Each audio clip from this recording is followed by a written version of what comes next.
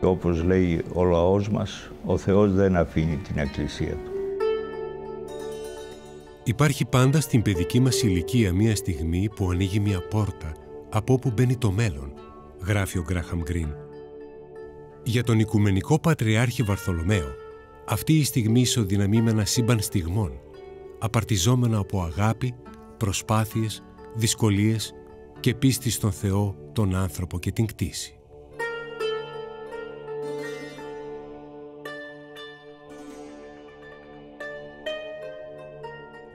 Ο κατακόσμων Δημήτριος Αρχοντώνης γεννιέται στις 29 Φεβρουαρίου του 1940 στο ομειονοτικό χωριό Άγιοι Θεόδωροι της Σύμβρου, του νησιού όπου βρίσκεται, καθώς γράφει ο ίδιος, το σπίτι, η καρδιά και η μνήμη του.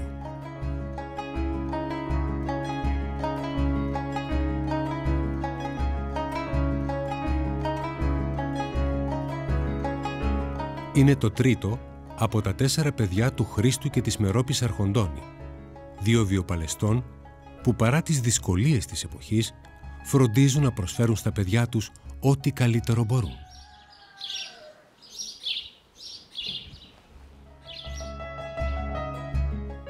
Δεν είχαμε νερό στο σπίτι μας.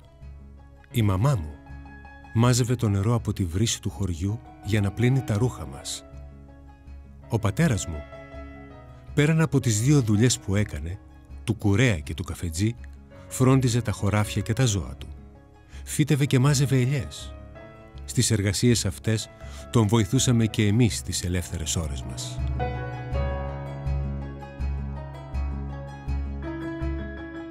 Μετά το δημοτικό σχολείο στην Ήμβρο, φυτά στο ζωγράφιο λύκειο στην Κωνσταντινούπολη. Ο νεαρός Δημήτριος αποχωρίζεται την αγαπημένη του γενέτειρα 1 χρόνο μόνο, καθώς ο πνευματικός του πατέρας Μελίτων ανοίγει στην Παναγιά της Σύμβρου γυμνάσιο και τον καλεί να επιστρέψει. Η ομιλία του κατά την τελετή αποφοίτησής του από το γυμνάσιο αντικατοπτρίζει τη μεγάλη αγάπη που από πολύ μικρός νιώθει για το νησί και την αποφασιστικότητά του να μην το εγκαταλείψει ποτέ. Έπαιρνε το δισάκι με τα άμφια στον ώμο του, ο πατήρας Στέριος και εγώ σιγά σιγά ανεβαίναμε αυτές τις πέτρες και γινόταν η λειτουργία. Αλλά αποζημιώνεται κανείς εκεί, όταν θα ανεβεί, για τον κόπο του, διότι η θέα είναι απερίγραπτος. Από την κορυφή της Αρασιάς βλέπει κανείς όλα τα χωριά της Σύμβρου, όλα τα χωριά.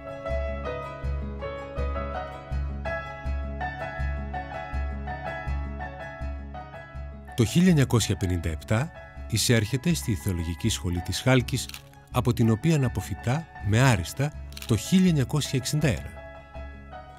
Αμέσως χειροτονείται διάκονος και μετονομάζεται Βαρθολομαίος.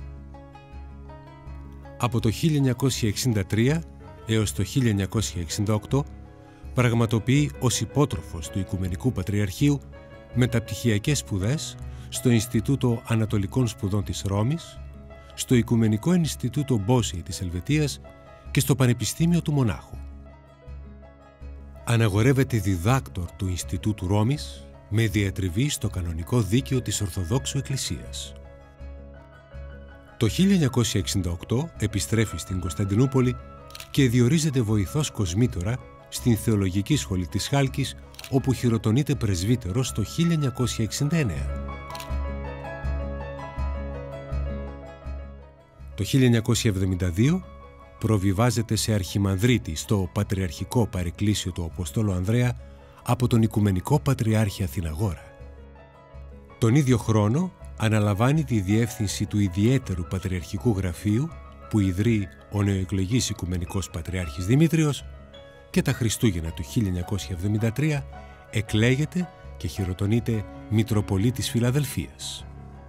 Παραμένει διευθυντής του Πατριαρχικού Γραφείου μέχρι την εκδημία του πνευματικού του πατέρα Μητροπολίτη Χαλκιδόνος Μελίτωνα Χατζή, οπότε εκλέγεται παμψηφή διάδοχός του Μητροπολίτης Γέρον Χαλκιδόνος τον Ιανουάριο του 1990. Χαλκιδόνος Βαρθολομαίος. Χαλκιδόνος Βαρθολομαίος. Χαλκιδόνος Βαρθολομαίος. Και Χαλκιδόνος Βαρθολομαίος. Άξιος.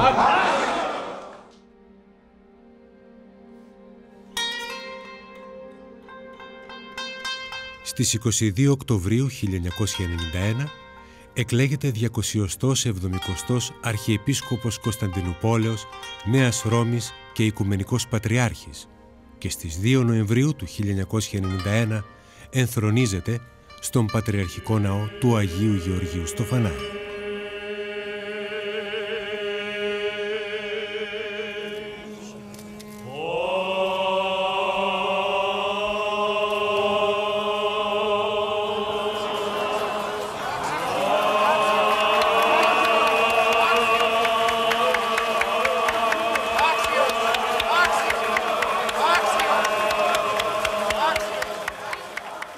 Για μένα το κυριότερο εκείνη την ημέρα ήταν ότι ήσαν παρόντες οι γονείς μου, ότι μπόρεσα να τους δώσω αυτή τη χαρά και την υπερηφάνεια να δουν το παιδί τους επί του Οικουμενικού θρόνου. Φίλησα το χέρι τους, έγινε η τελετή της ενθρονήσεως με πολλά άξιος, αν μπορώ να το πω, και εξεφώνησα τον ενθρονιστήριο λόγο μου.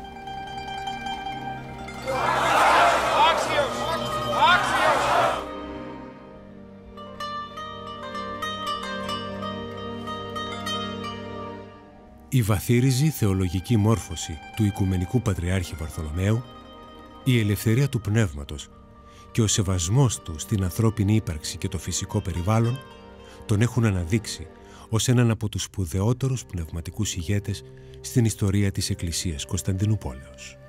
Ο Οικουμενικός Πατριάρχης Βαρθολομαίος ανήκει στα πρόσωπα εκείνα που ενσαρκώνουν την πνευματική και ιστορική συνέχεια της οικουμενικότητας του ελληνισμού. Ιεράρχης με λαμπρή μόρφωση και σπάνιες πνευματικές και διοικητικές ικανότητες, στα 30 χρόνια της πατριαρχίας του αναδείχθηκε σε ηγετική φυσιογνωμία του οικουμενικού ελληνισμού και σε παγκοσμίως αναγνωρισμένη πνευματική προσωπικότητα. Η επέτειος των 30 χρόνων πατριαρχικής διακονίας του Οικουμενικού Πατριάρχη Βαρθολομαίου δίνει την ευκαιρία να αποτιμήσουμε για μια ακόμη φορά την ουσία και τον τρόπο που υπηρετεί τον αλληλοσεβασμό, τον διάλογο, την ανοχή. Η διακονία του στον πρώτο θρόνο της Ορθόδοξης Εκκλησίας ανέδειξε το οικουμενικό κύρος της Εκκλησίας της Κωνσταντινούπολης και αναστοιχειοθέτησε το περιεχόμενο της αποστολής της. Πρόκειται για θεσμό με υπερεθνικό χαρακτήρα, τονίζει σε ομιλία του ο Οικουμενικός Πατριάρχης Βαρθολομαίος, αναφερόμενος στο Οικουμενικό Πατριαρχείο τα Χριστούγεννα του 2019, υπενθυμίζοντας τα λόγια του Μητροπολίτου Γέροντος Περγάμου Ιωάννη. Αν δεν υπήρχε ο θεσμός αυτός, θα έπρεπε να είχε εφευρεθεί. Χωρίς το Οικουμενικό Πατριαρχείο, η Ορθοδοξία θα περιπέσει στην δίνη των εθνικισμών, στην καυχησιολογία του παρελθόντος, στην εσωστρέφεια της αυτάρκειας, στην περιφρόνηση του συγχρόνου κόσμου. Το Οικουμενικό Πατριαρχείο απέδειξε ότι μπορεί να μετουσιώνει το παρελθόν σε παρόν, το παρόν σε μέλλον, το χθες και το σήμερα σε αύριο. Και τούτο γιατί πέρα από την θεσμική του ιδιότητα είναι φορέας μιας ανοιχτής νοοτροπίας, μιας καθολικότητας και μιας ευαισθησίας για τον άνθρωπο κάθε εποχής. Και αυτό αποτελεί την κατάνθρωπον εγγύηση του μέλλοντος του.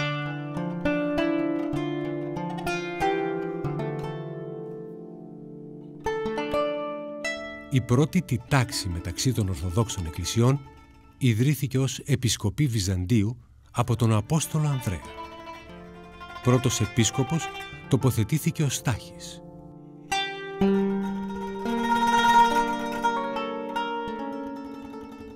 Η σπουδαία ιστορία του Οικουμενικού Πατριαρχείου, ωστόσο, ξεκινά το 331 μετά Χριστόν, όταν η αρχαία πόλη του Βυζαντίου καθίσταται πρωτεύουσα της Ανατολικής Ρωμαϊκής Αυτοκρατορίας από τον Μεγάλο Κωνσταντίνο με το επίσημο όνομα της Νέας Ρώμης.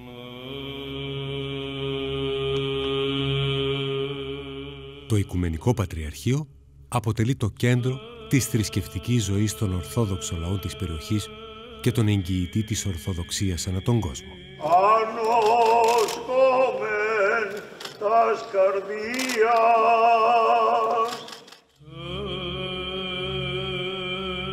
Ο Οικουμενικός Πατριάρχης Βαρθολομαίος, έπειτα από πολλές δεκαετίες, επισκέπτεται πατρογονικές εστίες του ελληνισμού, όπως η Καπαδοκία και τα Μύρα της Λυκίας, καθώς και η Πέργαμος, η Σμύρνη και η Έφεσος, 3 από τις 7 εκκλησίες της Αποκάλυψης. Ειρήνη ημίν της Ευαγγελιζομένης και παντί το λαό. Κατά τη διάρκεια της πατριαρχίας του, τελέστηκε για πρώτη φορά μετά την Μικρασιατική καταστροφή Θεία Λειτουργία στο μοναστήρι της Παναγίας Σουμελά και αγιασμός των υδάτων στην τρίγλια της Προύσας, ξαναζωντανεύοντας τις μνήμες των προγόνων μας, όπως ο ίδιος αναφέρει. Η Πατριαρχία του συμβολίζει την ακατάτμητη ενότητα παρελθόντος, παρόντος και μέλλοντος και εγγυάται την εκπλήρωση του υψηλού σκοπού του Οικουμενικού Πατριαρχείου σε έναν ταραγμένο και αβέβαιο κόσμο. Camminiamo ed annunziamo la riconciliazione e l'unità.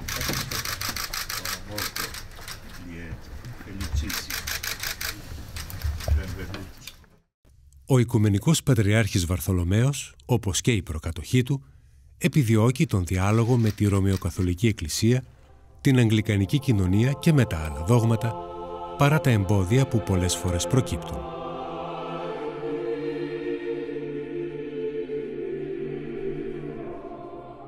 Είναι ο πρώτος στην ιστορία Πατριάρχης Κωνσταντινουπόλεως που παραβρέθηκε σε ενθρόνηση Πάπα από όταν η χριστιανοσύνη χωρίστηκε στην Ανατολική Ορθόδοξη και στη Δυτική Εκκλησία. Ο προκαθήμενος της Ρωμαιοκαθολικής Εκκλησίας Πάπας Φραγκίσκος απευθύνεται στον Οικουμενικό Πατριάρχη Βαρθολομαίο ως αδελφό και τονίζει την σπουδαιότητα της συνεργασίας τους για την παγκόσμια αδελφοσύνη. Sono particolarmente lieto che il 30° anniversario dell'elezione dell'amico e fratello Bartolomeo quale patriarca dell'antica e gloriosa sede di Costantinopoli venga celebrato da tanti che vorranno rendere grazie al Signore per la sua vita e per il suo ministero. La buona intesa personale tra noi è nata il giorno stesso dell'inaugurazione del mio ministero, quando egli mi onorò della sua presenza a Roma. Ed è poi maturata in una fraterna amicizia nei tanti incontri che nel corso di questi anni abbiamo avuto non solo qui a Roma, ma anche a Costantinopoli, Gerusalemme, Assisi, il Cairo, Lesbos e Bari.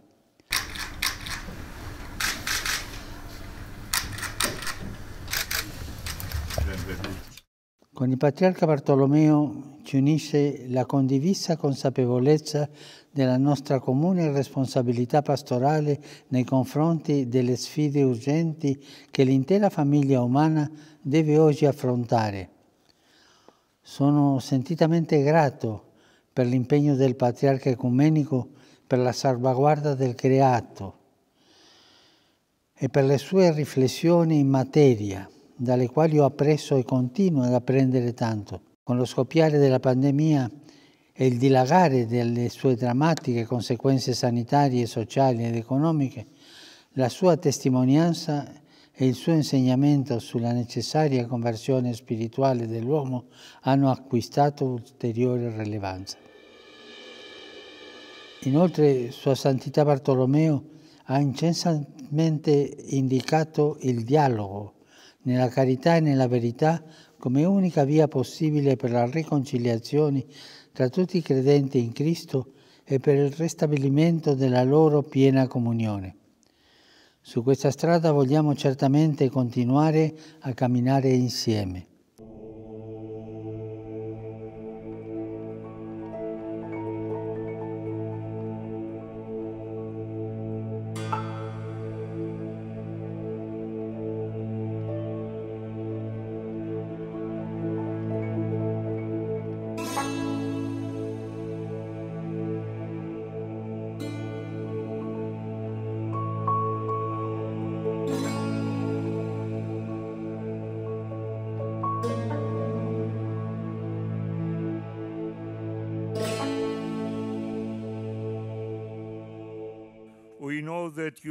Γνωρίζουμε ότι ήλθατε από τόπους εμπόλεμους, πεινασμένοι και υποφέροντες.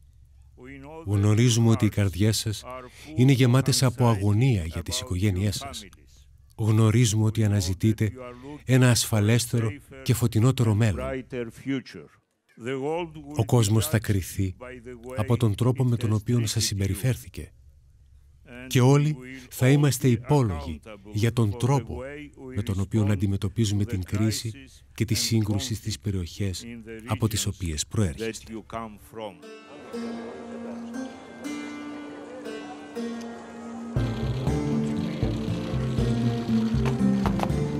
Ευλογία αποκαλεί τον Οικουμενικό Πατριάρχη Βαρθολομαίο ο Ραββίνος Άρθουρ Στάιερ, αναφερόμενος στην γόνιμη συνεργασία μαζί του σε ό,τι αφορά τα ανθρώπινα δικαιώματα.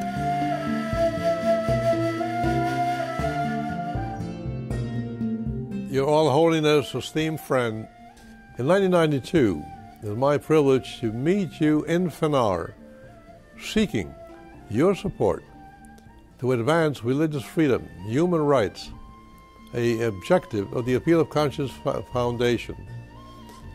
And subsequently, in years, we partnered many initiatives, bringing together religious leaders in order to bring an end to the conflict in the former Yugoslavia, a crime perpetrated in the name of religion, greatest crime against religion, or the call for the protection of all religious houses of worship. You have been a blessing not only to your own faith communities, but to the descendants, all descendants of Abraham, all of God's children. The protection, you have made it your mission to spread light, hope, and faith, perfecting an imperfect world.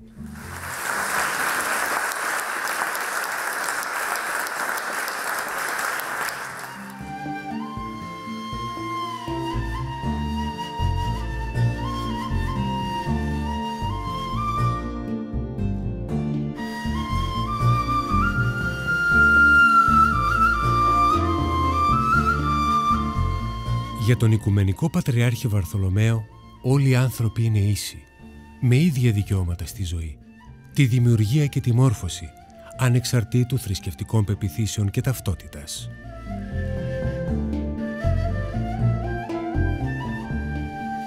One of my first personal memories with His Excellency Barthelemos dates back to a time before I was the mayor of Istanbul. Within the framework of the exchange agreement signed between Turkey and Greece, we were going to host a small group of children and grandchildren of families who immigrated from our district to Greece. Years later, they would like come and see their ancestral lands. I asked His Excellency Barthelemos to join us in this visit and to go welcome our guests together. Thus, we would have brought our former neighbors together with their spiritual leaders and added a spiritual dimension to their visit to Istanbul. His Excellency Barthelemos not only participated in our program, but also conducted a small religious ceremony for our former neighbors from Greece.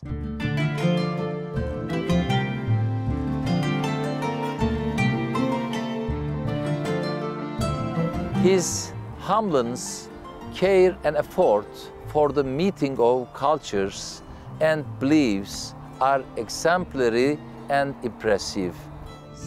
One of the most important parts of the unique colorfulness of this city. He's a special person who adds value and strength to the spirituality of Istanbul and the vast culture of tolerance in our city.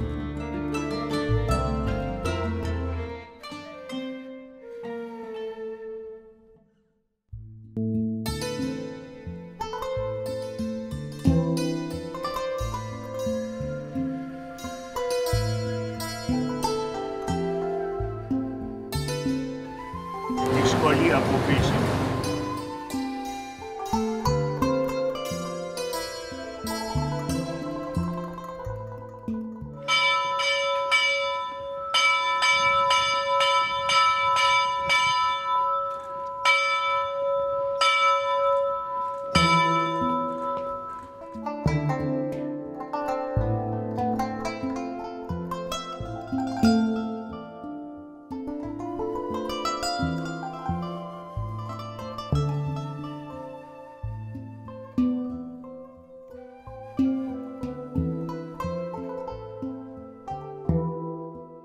Τα προβλήματα εδώ στην έδρα του Πατριαρχείου μας, στην Τουρκία, όπου η ζωή της Εκκλησίας και γενικότερα των μειονοτήτων δεν είναι πάντοτε εύκολη.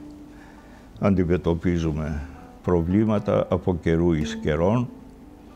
Μερικές φορές έχουμε το παράπονο ότι μας συμπεριφέρεται το κράτος ως πολίτες δευτέρας κατηγορίας.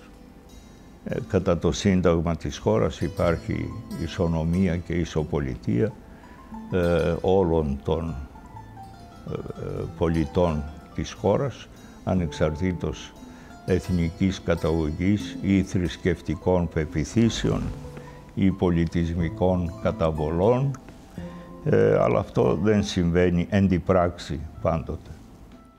Να το συνδέσω αμέσως με το θέμα της Θεολογικής Σχολής της Χάλκης, ενώ υπάρχουν δεκάδες μουσουλμανικών θεολογικών σχολών σε όλη την Τουρκία, εμείς οι χριστιανοί είχαμε μία μόνον τέτοια θεολογική σχολή για την εκπαίδευση των θεολόγων μας και των κληρικών μας, και αυτή την μοναδική σχολή πριν από 50 ακριβώς χρόνια μας την έκλεισε η κυβέρνηση της Αγκύρας, και παρά τις προσπάθειές μας, τις παρακλήσεις μας, τις υποσχέσεις των, τις ελπίδες που μας έδωσαν κατά καιρούς,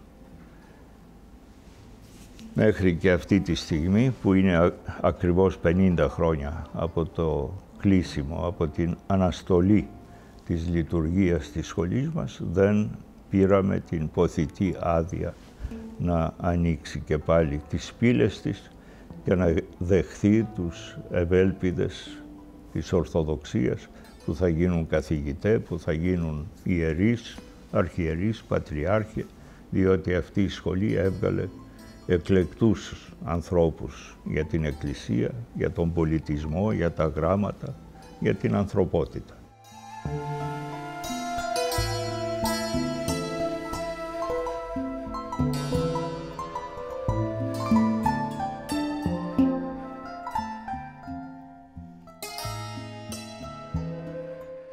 Να κοιτάζεις και να μην χορταίνεις. Πολύ όμορφο.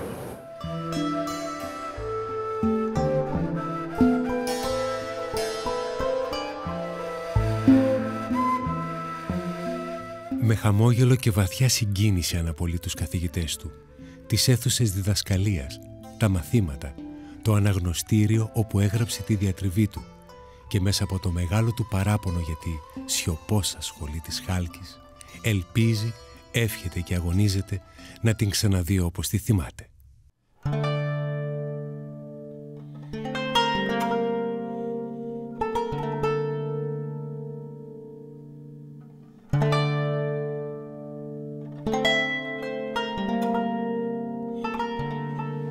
Συμπεπυκνωμένη σοφία.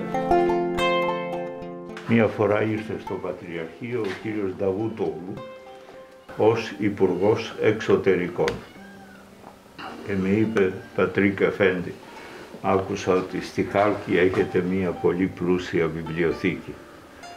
Και απήντησα: «Είναι αλήθεια, κύριε Υπουργέ, αλλά δεν υπάρχουν άνθρωποι, μαθητές, για να διαβάσουν τα βιβλία αυτής της βιβλιοθήκης».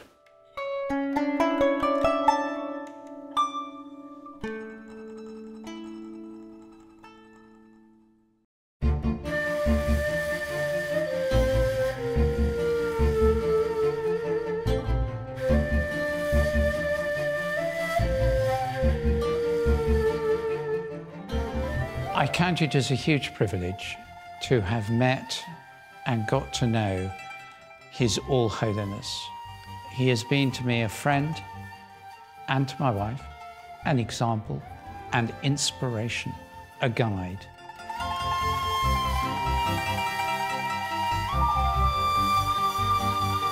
I spent time with him in Cappadocia, watching him charge up hills just a few years ago, explaining to us about the monasteries and the fathers who lived in that area.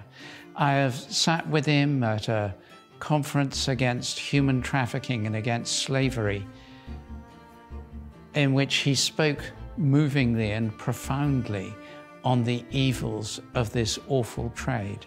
And I have watched and listened as he has sought to lead and guide the Orthodox world in a time of absolute trial, and sometimes, though he has never shown it for a minute, I am sure, deep personal torment.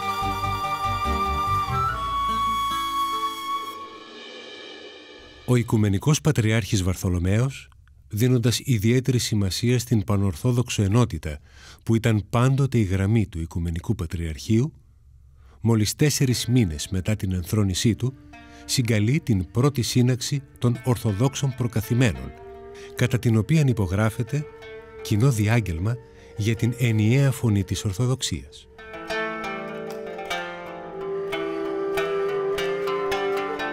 Τον Ιούνιο του 1992, η Ιερά Σύνοδος, υπό την προεδρία του Πατριάρχη Βαρθολομαίου, επανειδρύει την Εκκλησία της Αλβανίας και το 1998 ανυψώνεται σε αυτοκέφαλη η ως τότε αυτόνομη Εκκλησία της Τσεχίας και Σλοβακίας.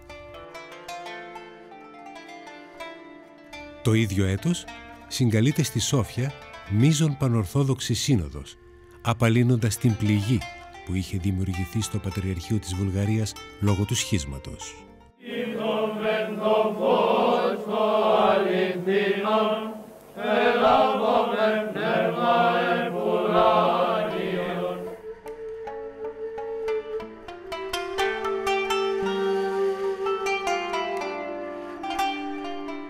Αλλά αναμφισβήτητα, το μεγαλύτερο επίτευγμα του Οικουμενικού Πατριάρχη Βαρθολομαίου είναι ότι επισπεύδει την προετοιμασία της Αγίας και Μεγάλης Συνόδου, την οποία επί σειρά δεκαετιών προετοίμαζαν όλες οι Ορθόδοξες Εκκλησίες μαζί. Και τον Ιανουάριο του 2016 στη Γενέβη, η Σύναξη των Προκαθημένων αποφασίζει να την πραγματοποιήσει τον Ιούνιο του ίδιου έτους στην Κρήτη. Και ενώ ήσαν όλα έτοιμα, όπως τα αποφασίσαμε στη Γενέβη, υπογράψαμε τα κείμενα, τα προκαταρκτικά, τον κανονισμό λειτουργίας της Αγίας και Μεγάλης Συνόδου. Περίπου 2 εβδομάδες προ της μεταβάσεώς μας στην Κρήτη για τη Σύνοδο, η Εκκλησία της Ρωσίας, της Γεωργίας, της Βουλγαρίας και της Αντιοχίας είπαν ότι δεν είμαστε έτοιμοι και πρέπει να κάνουμε μία ακόμη προπαρασκευαστική επιτροπή. Νομίζω ότι ήταν προφάσεις εναμαρτίες. Εμείς δεν υποκύψαμε και είπαμε, εφόσον τα αποφασίσαμε όλοι μαζί τον Ιανουάριο στη Γενέβη, στο Σαμπεζί, η Σύνοδος θα γίνει. Η Σύνοδος της Κρήτης του 16 αποτελεί ένα σπουδαίο ιστορικό πλέον εκκλησιαστικό γεγονός.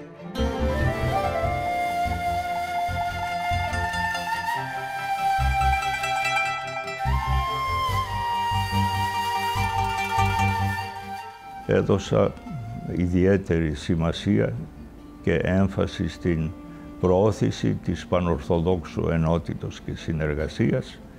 Σήμερα με την ανακήρυξη του αυτοκεφάλου της Εκκλησίας της Ουκρανίας, οι διορθόδοξες σχέσεις δεν είναι στο καλύτερο σημείο τους. Εμείς εξακολουθούμε ως Οικουμενικό Πατριαρχείο να πιστεύουμε ότι η αυτοκεφαλία ήταν δικαίωμα του ουκρανικού λαού, των περίπου 45-50 εκατομμυρίων.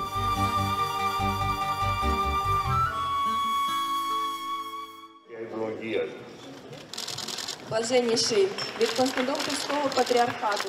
Η Ουκρανία είχε δικαίωμα να γίνει αυτοκέφαλος και το Οικουμενικό Πατριαρχείο είχε δικαίωμα να δώσει την αυτοκεφαλία, όπερ και γένετο.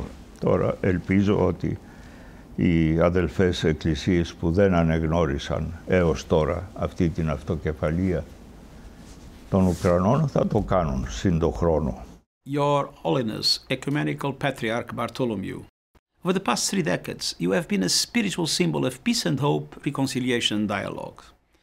As we tackle the COVID-19 pandemic and chart a new course to heal our world, we count on religious leaders and faith actors to mobilize together to promote opportunity, human dignity, social cohesion and mutual understanding, values that are at the heart of all major faiths.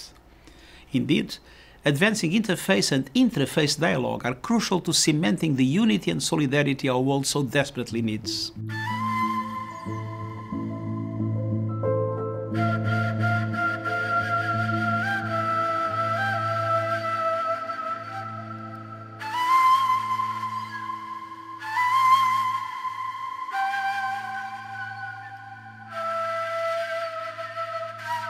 Σε μία περίοδο που η κλιματική αλλαγή δείχνει στους ανθρώπους το σκληρότερο πρόσωπό της, οι πολύχρονες προσπάθειες και οι δράσεις του Οικουμενικού Πατριάρχη Βαρθολομαίου για την προστασία του περιβάλλοντος είναι πιο επίκαιρες από ποτέ.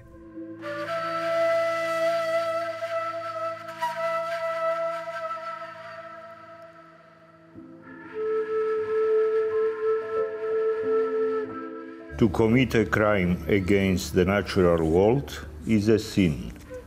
For human beings to injure other human beings by contaminating the earth's waters, its land, its air, and its life. All of these are sins.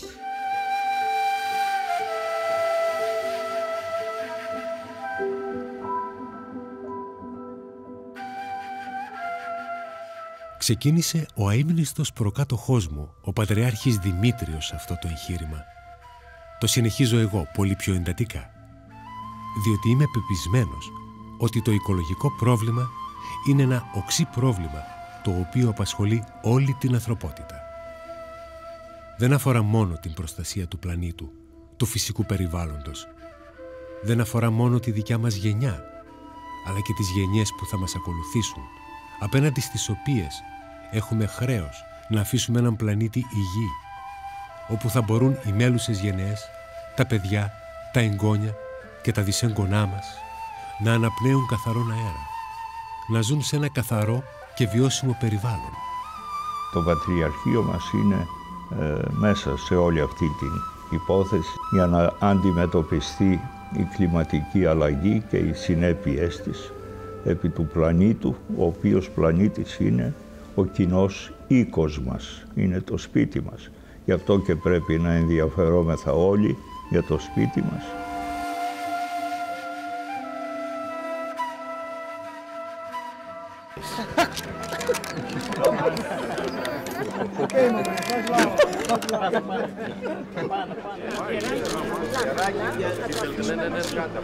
Το ένα, δύο, το πετάμε, έχουμε ανάγκη.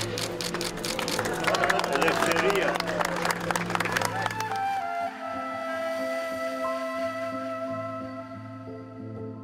Your All Holiness, your eloquent teachings on the sanctity of the earth have won you the affectionate and respectful title of the Green Patriarch and have inspired many of us in our work on the environment. I referred to him then as the Green Patriarch. He gives me credit for coining that title, but I just assumed it was a title that had already been well earned, and I'm sure others used it before I did, but I'm happy for him to give me the credit for it.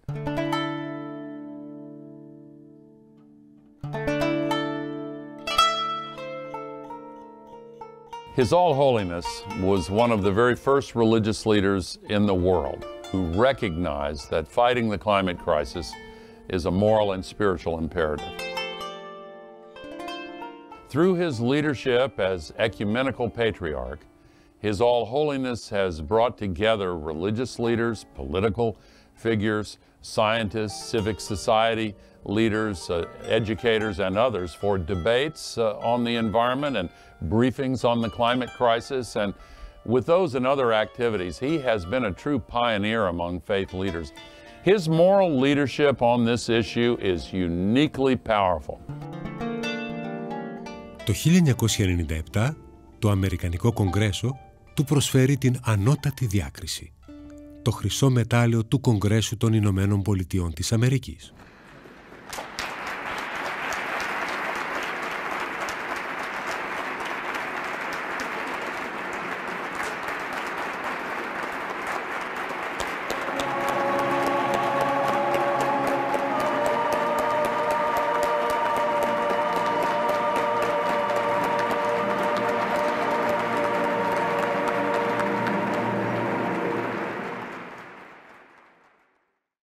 May God bless you. May He guide you.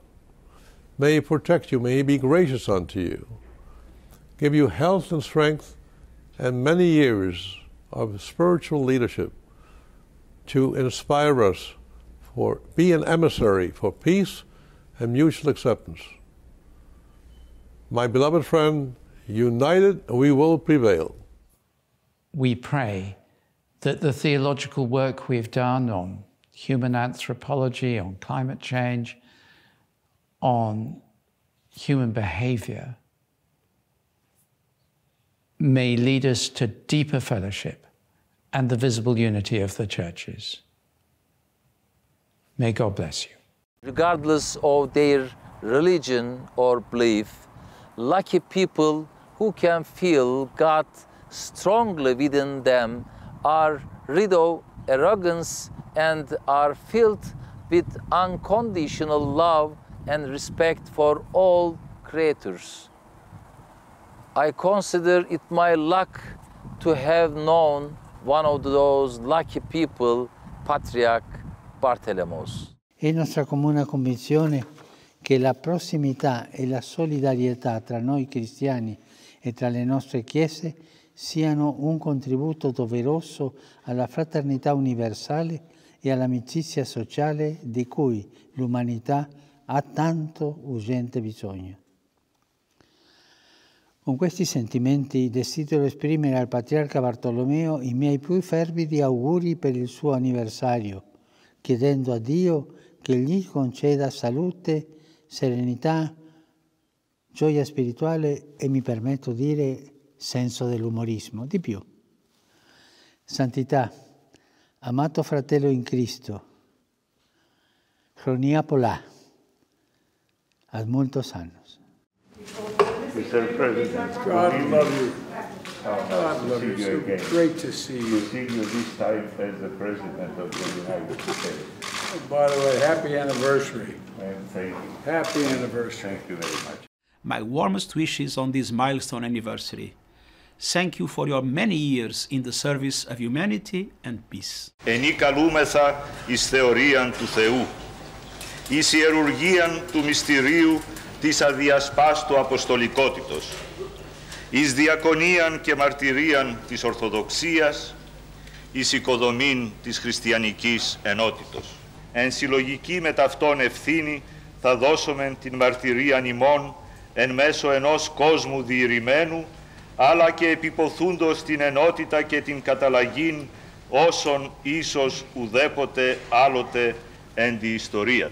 Εξελίξεις αύτε να αποβούν όντως επαγαθό του ανθρώπου, ο οποίος μεγάλος εταλαιπωρήθη εις τον αιώνα μας. Έχει δε πολλά πλήστα όσα να προσφέρει η Ορθοδοξία εις τον κόσμο των ημερών μας.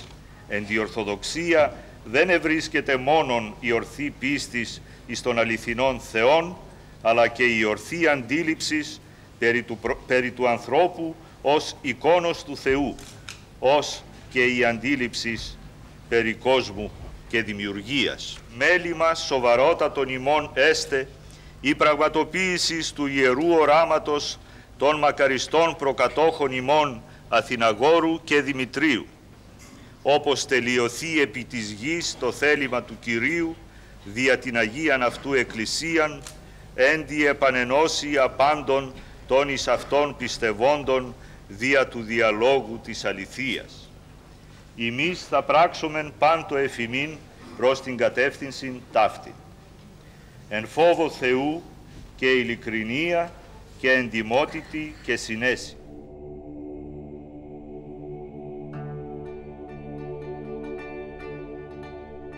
Ο Οικουμενικός Πατριάρχης Βαρθολομαίος, πιστός σε εκείνη την ιστορική ημέρα της εκφώνησης του ενθρονιστηρίου λόγου του, εξακολουθεί να εργάζεται με ακατάπαυστο ενθουσιασμό για την ενότητα και τη συνεργασία των ανθρώπων.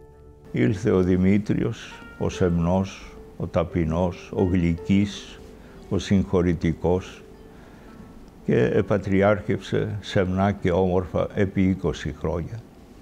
Εκοιμήθη, ήλθα εγώ, έκανα και κάνω ό,τι μπορώ αυτά τα 30 χρόνια και ασφαλώς η πρόνοια του Θεού, που είναι ο δομήτωρ της Εκκλησίας, δεν θα την αφήσει, θα στείλει έναν άξιο διάδοχο και θα συνεχίζεται η ζωή και η διακονία της Εκκλησίας.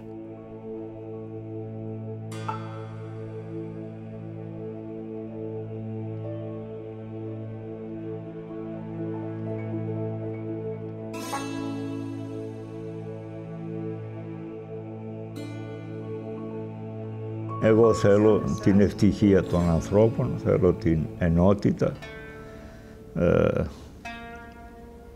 Ο Απόστολος Παύλος, κηρύττοντας στον Άριο Πάγο, μίλησε για την ενότητα του ανθρωπίνου γένους. Και πρέπει όλοι οι θρησκευτικοί ηγέτες και οι πολιτικοί ηγέτες και όλοι οι δυνάμενοι να εργάζονται προς την κατεύθυνση της ενότητος και της ευημερίας των ανθρώπων και των λαών, της δημιουργικής συνεργασίας των ανθρώπων και των λαών και να σταματήσουν οι φανατισμοί, οι πόλεμοι, οι διαιρέσεις, τα σχίσματα, οι αντιπαραθέσεις, να μην χύνεται αδίκως ανθρώπινο αίμα.